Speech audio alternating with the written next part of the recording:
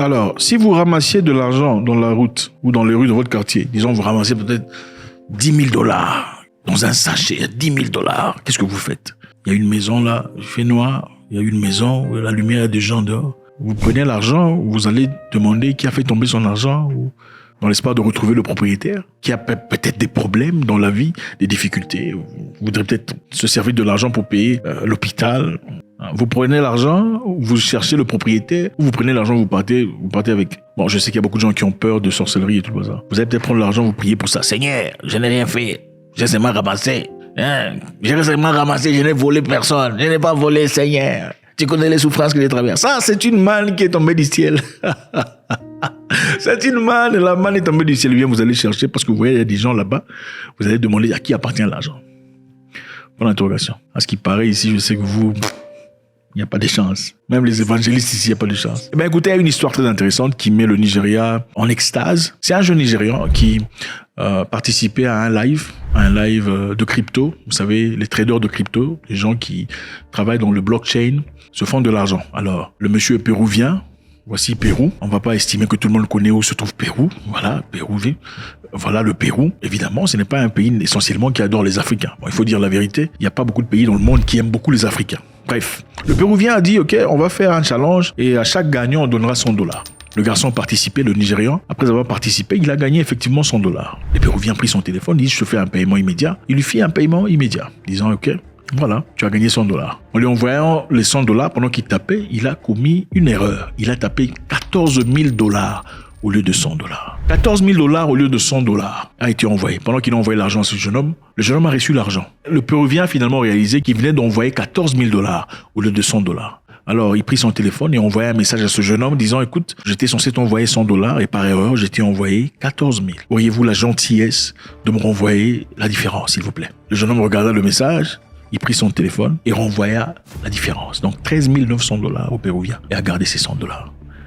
Incroyable, n'est-ce pas? C'est palpitant, c'est étonnant, c'est beau. C'est un jeune homme. Il aurait pu prendre l'argent et partir et plus jamais le revoir.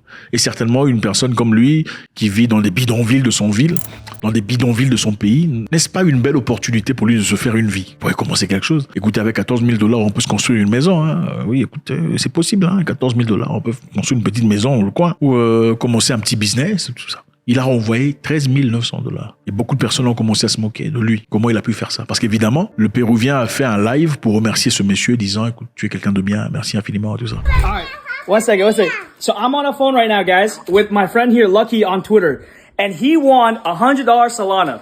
And I accidentally sent him 100 Solana. I said, brother, you can keep 10. Just give me back 90. One second. And he did it, man. Lucky sent me back 90 Solana.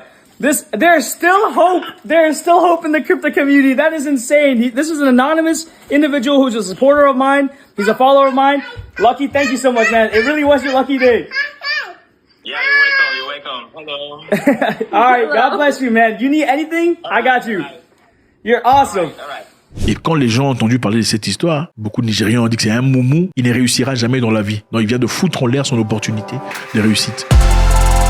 Parce que certaines personnes pensent que certaines opportunités viennent une fois et partent pour toujours. Pendant que d'autres personnes disaient félicitations, courage. Et aussi, par la même occasion, les gens qui ont entendu parler de cette histoire ont commencé à lui envoyer de l'argent. Les gens qui participaient à ce live et qui ont vu ce jeune envoyer de l'argent au Péruvien ont commencé à envoyer de l'argent à ce jeune. Bon, je ne sais pas si l'argent qu'on lui a envoyé a fait $13 000, mais on lui a quand même envoyé de l'argent. Qu'est-ce que vous en pensez? C'est malade ou pas? Enverrez-vous l'argent au monsieur ou pas? Moi, je pense que la leçon est simple ici. Vous trouverez toujours des gens bien, peu importe où vous vous trouvez. Ok? C'est vrai qu'on dit qu'il y a des gens qui ont certaines réputations.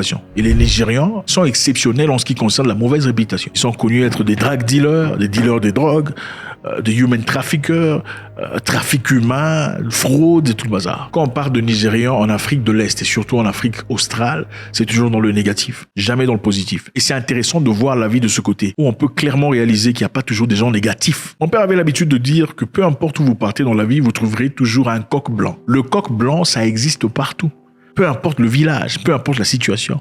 Donc, c'est vrai qu'on peut stéréotyper en mettant tout le monde dans un panier, basé sur des statistiques connues de leur comportement, mais il faut jamais exclure la possibilité de rencontrer une personne complètement opposée à ce que vous attendez.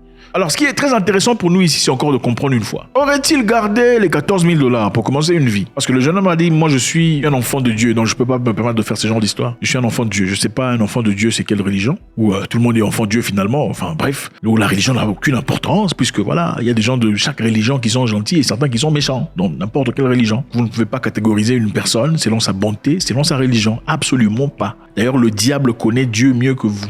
Croyez-moi, le diable connaît la parole de Dieu beaucoup mieux que vous. Donc le simple fait d'appartenir à une religion ne veut pas essentiellement dire qu'on est quelqu'un de bien. Parce que voilà, sinon, on ne verrait pas des gens religieux en train de voler, de piller leur pays, de paupériser leur nation ou d'être égoïstes. Je veux savoir qu'est-ce que vous ferez à la place. Est-ce que vous pensez qu'il est malin ou il n'est pas intelligent? Carrément, écoutez. Il aurait pu prier, comme j'ai dit initialement, prier simplement pour dire, écoute Dieu, ça fait longtemps que j'attends, je pense que tu as pensé à moi maintenant. Ce n'est pas grave. Parce que finalement, à supposer que ce jeune homme avait aussi des problèmes dans sa famille, ou peut-être que sa mère était malade, à l'hôpital, avait besoin de l'argent urgemment. Si vous étiez cette personne, vous avez besoin de l'argent urgemment, votre maman à l'hôpital, et le monsieur vous envoie 14 000 $ par erreur, vous allez rembourser les 14 000 $ ou pas? Bon, premier cas, vous n'avez pas de problème. On vous envoie 14 000 $ par erreur. Vous remboursez les 13 900. Deuxième cas, votre maman est malade à l'hôpital. Il faut opération, sinon, machin, il n'y a pas d'argent. Vous allez envoyer les 14 000 $. L'opération coûte 3 000 $. Vous allez envoyer les 14 000 $. Pour ensuite demander, s'il vous plaît, j'ai été envoyé les 14 000 $, donne-moi 3 000 $ pour que je paye pour ma maman. Ou vous allez prendre les 3 000 $, payer pour l'opération de votre maman et expliquer au monsieur. Parce que si vous faites ça, c'est voler. Bon, c'est quoi la différence entre voler 3 000 $ et voler tout? C'est quand même voler. Faites-moi savoir ce que vous en pensez, c'est toujours avec beaucoup de plaisir. Était-il intelligent de le faire ou pas? God bless.